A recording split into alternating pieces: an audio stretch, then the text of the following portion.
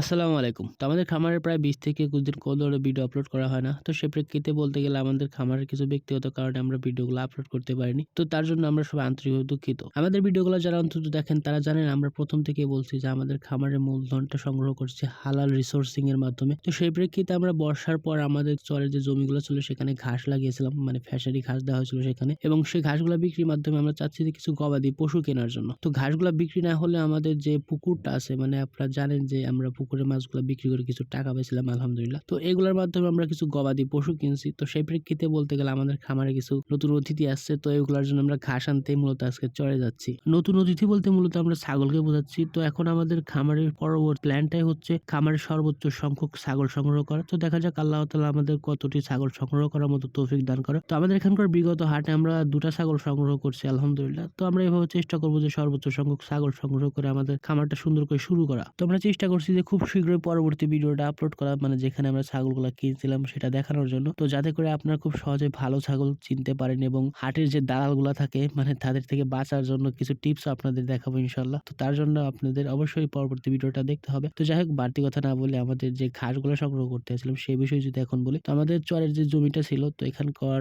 কিছুটা জায়গায় ছিল মানে পলি বালুর মতো। তো যার কারণে মাঝখানের যে ঘাসগুলা ছিল এগুলো অলরেডি মারা গেছে। তো মারা যাওয়া বলতে ওগুলোর অবস্থা বেশি ভালো না, মানে যার কারণে আমরা চাচ্ছি যে এগুলো প্রথমে উঠিয়ে দিই, বাদ বাকি ঘাসগুলোকে ছাগলকে খাওয়ানোর জন্য। তো এই ঘাসগুলো ব্যতীত অন্যান্য সাইডে যে ঘাসগুলো আছে, মানে দুই পাশের ঘাসগুলো আলহামদুলিল্লাহ অনেকটা ভালো হয়েছে। তো এগুলো এখন চাইলেও বিক্রি করা যায়। তো যেহেতু আমাদের খামারে ছাগল আনা হচ্ছে, তো যার কারণে আমরা চাচ্ছি না যে ঘাসগুলো বিক্রি করার জন্য। যেহেতু আমাদের খামারে ছাগলের সংখ্যা মাত্র ২টি, তো যার কারণে আমাদের এক বস্তা ঘাস নিলে প্রায় ৩ থেকে ৪ দিনের মতো যায়। তো সেই প্রেক্ষিতে আমরা সপ্তাহে ২বার আসি এই ঘাসগুলো নেওয়ার জন্য। যেহেতু ঘাসগুলা কিছুটা মারা গেছে, মানে মাঝখানে এই ঘাসগুলোর কথা আমি বলছিলাম এর আগে। তো এই ঘাসগুলো কাটতে সময় অনেকটা লাগে, প্রায় ১ থেকে ১.৫ ঘন্টা লাগে এক বস্তা ঘাস বানানোর জন্য। তো যাই হোক, আজকে ঘাস কাটার জন্য আমরা প্রায় ৫ জন ঘাস কাটছি, মানে আমার ফ্রেন্ডরাও আসছিল ঘাস কাটার জন্য। তো ওদের মূল উদ্দেশ্যটা ছিল কিছু ঘাস কেটে দেওয়া আমাদের, এবং তাছাড়া চরে কিছু ইন্টারেস্টিং জিনিস এক্সপ্লোর করা। তো সেই সম্পর্কিত ভিডিও খুব শীঘ্রই আপনারা দেখতে পাবেন, মানে চরের কিছু ভয়ঙ্কর দিক সেটাও দেখানোর চেষ্টা করবো আপনাদের। তো যাই হোক, আজকে মোটামুটি প্রায় আমাদের ঘাসটা কাটা শেষ। তো এখন আমরা ঘাসগুলো সাইডে রেখে দিচ্ছি। তো আমাদের আরো কিছু জিনিস দেখার আছে, মানে কিছু জিনিস এক্সপ্লোর করবো আমরা চরের মাঝখানে,